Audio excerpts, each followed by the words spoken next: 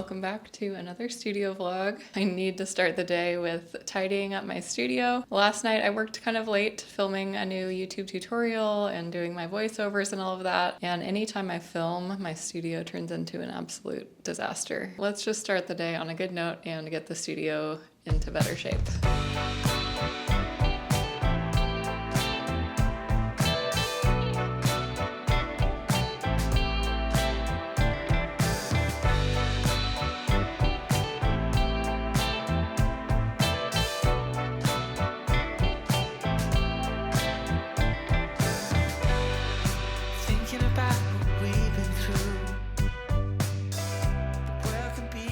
Okay, just about done tidying. The last thing I need to put away is this. So I figured I'd give you a little sneak peek. I mentioned that I was filming a tutorial yesterday. By the time this vlog goes live, that tutorial will already be out. And it is this little floral bouquet. So it'll be a step-by-step tutorial for that. This is the color palette that we use. It's one of my favorites. So yeah, gotta put those last couple things away and then I'll show you a studio all sparkly and clean. Okay, we're all done. I'm a little out of breath, but studio is looking good. I don't know about you. I cannot function. My brain feels messy when my studio feels messy. I almost never let it get to that point, but it's always on filming days that it just goes a little crazy. So it's all clean now, and now we can get started with the day. So I said we'd do a little run through of what we're gonna be doing today. So we clean the studio. I don't know if I've talked about this on my YouTube channel, but I do some freelance digital marketing work that also runs through my business for a local company. So I manage just a lot of their content creation. I do their social media, their website, their e-newsletters, just on a freelance basis. So I don't talk about it a whole lot because it's not super art related, but it is still part of my business. So to edit some footage for their Instagram reels, to post an Instagram story, and then wrap up a blog post. So I want to just get that done first so that then we can focus on the rest of the art related tasks. So I'm gonna just try to set a timer for probably 45 minutes, see how much I can get done, hopefully get all of that done. And then I have a pretty large wholesale order that I need to finish packing up today. And then it's also a local wholesale order, so we're gonna drive over to Kahala, which is about 15-minute drive. Drop that off in person. While I'm there, I'm also gonna do some little errands that I have to do. I also have been trying to do a little bit of landscape painting practice every day, even if it's just 5 or 10 minutes, because I just struggle with landscape painting so much, and I always resort back to painting florals because that's my comfort zone, but I really want to improve my landscape painting. So I've been dedicating a space in my sketchbook to work on landscapes every day. What else? And then, the last thing is, like I said, I filmed a new YouTube tutorial, that little floral bouquet that's going to be going live tomorrow. I need to finish editing all of that, export it, create the thumbnail, find all the Amazon affiliate links. We have a lot to do, and I'm just wasting time now. So first, I'm going to set that timer and get my freelance marketing work done.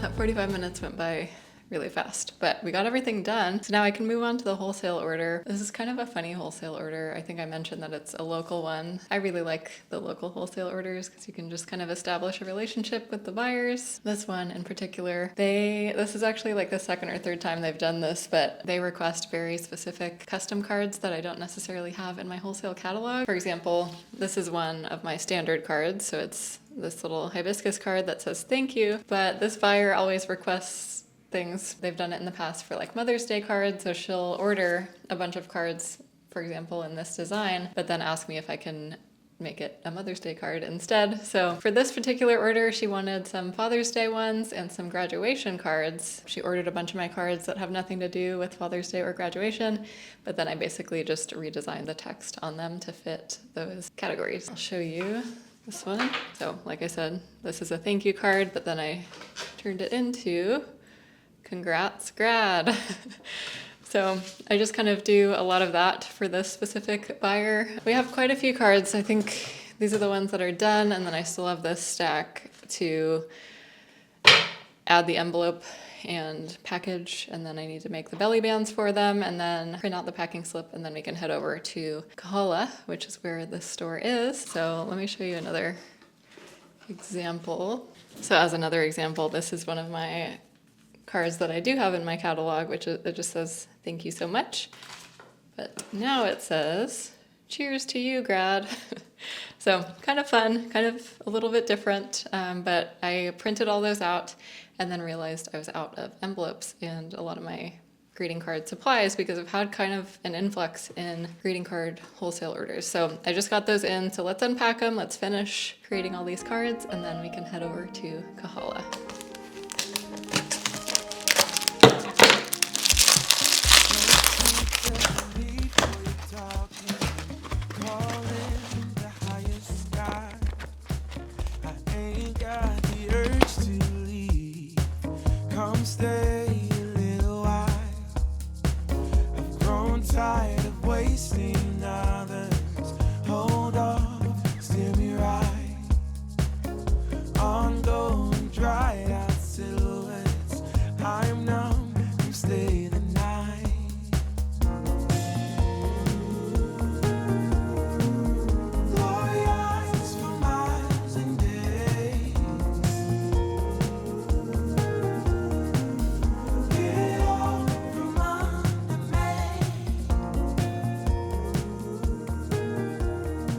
Okay, all the cards are with their envelopes in their clear sleeves.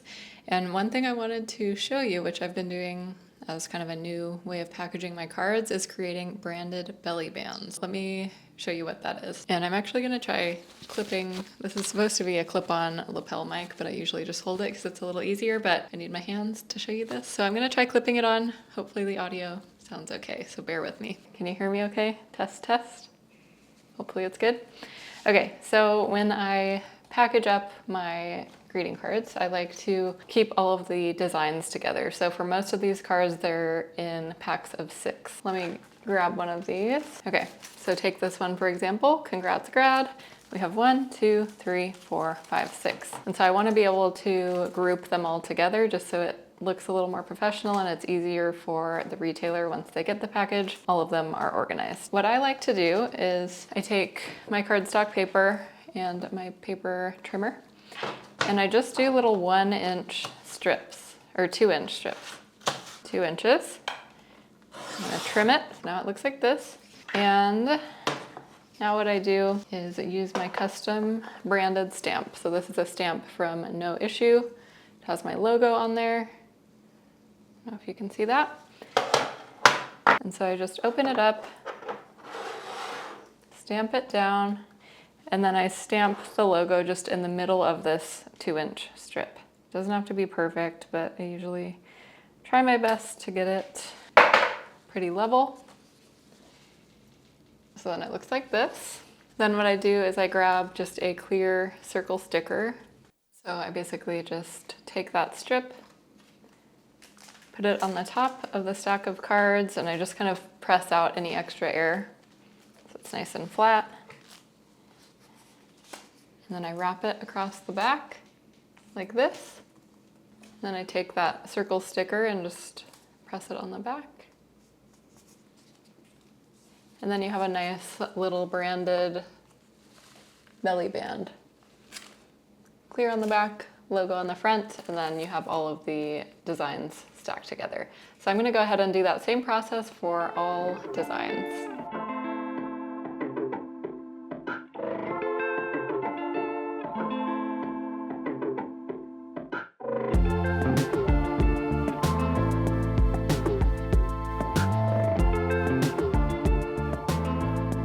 Okay, so all the belly bands are done. We're getting close, and now the last thing I have to do is just print out the packing slip and then pack up the box. Since this is a local delivery and I'm dropping it off, we don't need to worry about doing a shipping label or weighing the package or anything like that. So should be pretty quick, and then we can head out. All right, so the packing slip's done, so just staple that all together, double check all the items, and pack up the box. This is a total of 78 greeting cards. I'm numb, you stay the night.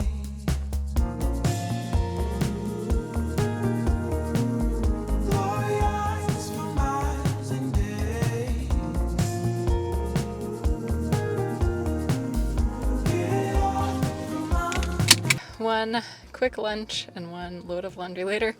Finally in the car, got the box all packed up.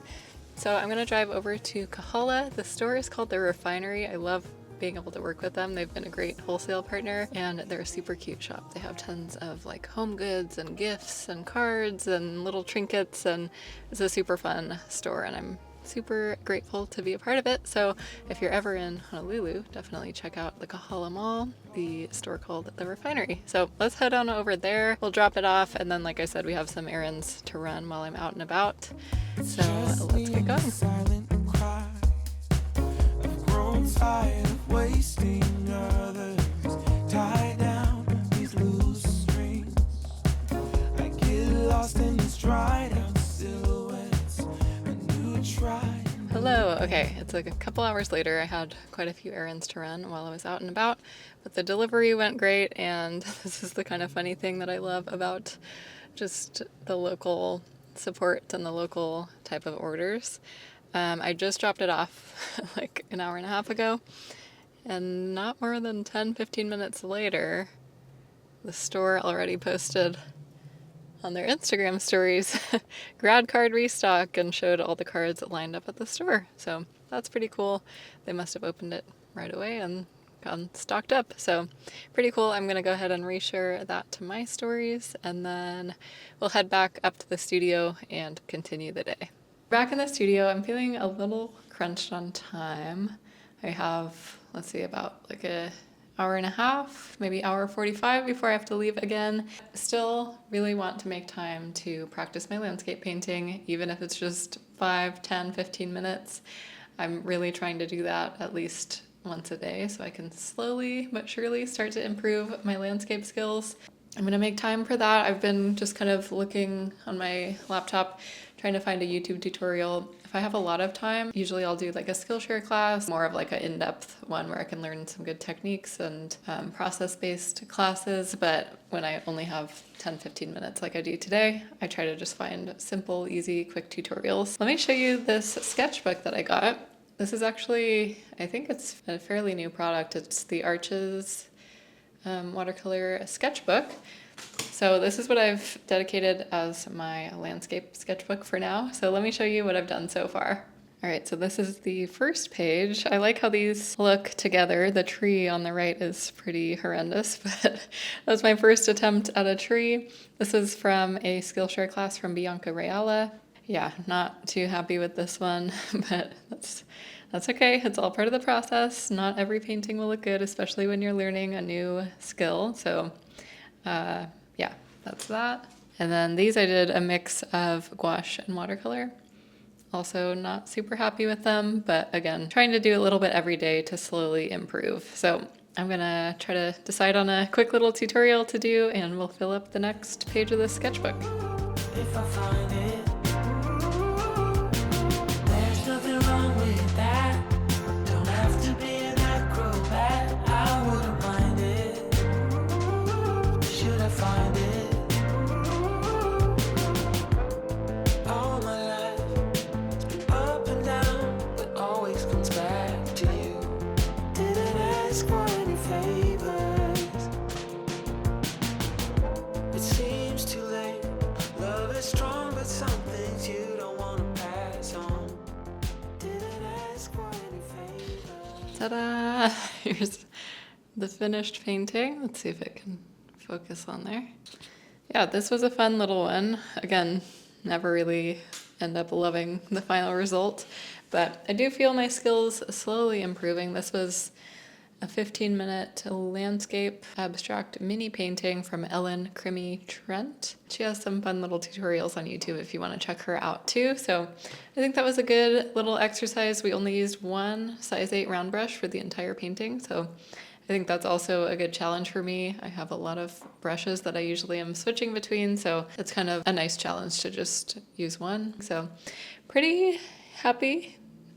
not with the end result, but happy that I made time to do it and carved out time to practice my skills. Glad that we did that, and now we have a little over an hour to try to get as much as I can done on the YouTube tutorial that is going live tomorrow. So I have most of like the main cuts done. I have the voiceovers done, so I mainly just need to do some color grading and adding the music, and then I need to create the thumbnail and get those Amazon links and write the description and all that. I'm gonna just try to finish all the actual edits before I head out, and then probably tonight I will, or tomorrow morning, wrap up the description and the thumbnail and all of that.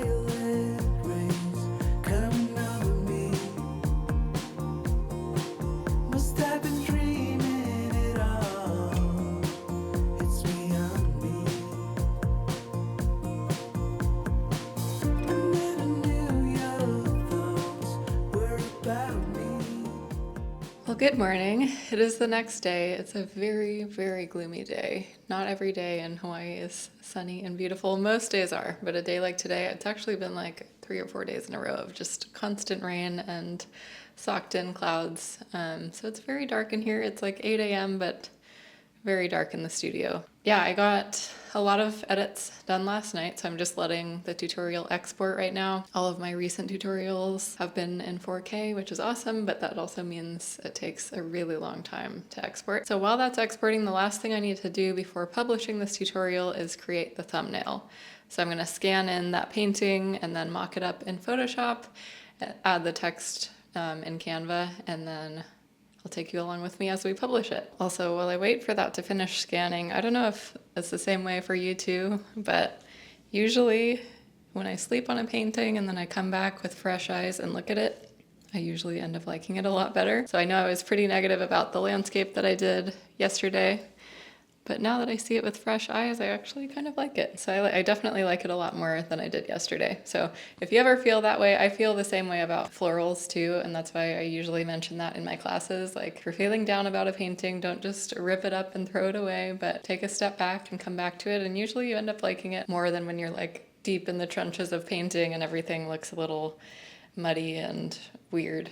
Take a step back, look at it with fresh eyes, and you'll probably end up liking it. But anyways, the painting for the tutorial just finished scanning, so I'm gonna digitize that. By the way, I have a blog post and a class all about how I digitize my artwork. That was such a crucial skill for growing my business, because once you know how to digitize your paintings, you can do so much with it. You can do surface pattern design and go the licensing route. You can do fine art prints. You can do greeting cards, stickers. Like, there's so much you can do once you learn how to digitize. And digitize really is just the process of scanning in or photographing your artwork, removing the background, doing color corrections and things like that, most often in Photoshop. That was something that took me a long time because Photoshop was always so intimidating to me for so long, but I break it down inside that class. So if that's something you're wanting to learn, that class is, I think, like 45 minutes and walks you through my exact process for how I digitize all these paintings. So anyways, I do that for my YouTube thumbnails. I like to have consistent looking thumbnails for the tutorials. So